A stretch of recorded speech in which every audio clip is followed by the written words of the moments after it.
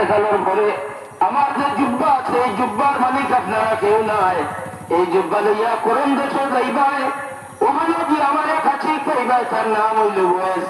আমার ওয়েসে আমার জুব্বাটা দিবাই, আমার জুব্বা ভাইলে করম দেশে রাশি করবলি যা ঠান্ডা হইব। সুবহানাল্লাহ। আমার ইয়াঠিকে হইলে আমার পক্ষ থেকে সালাম জানাইবাই, আর হাতের আমার গুনাহগার উম্মতুল লগিন আমার ওয়াস করনিরে দিয়া দোয়া করাইবাই। এরার মুআমালা, এরার মান-মর্যাদা, এরার মান-মর্যাদা আলাদা।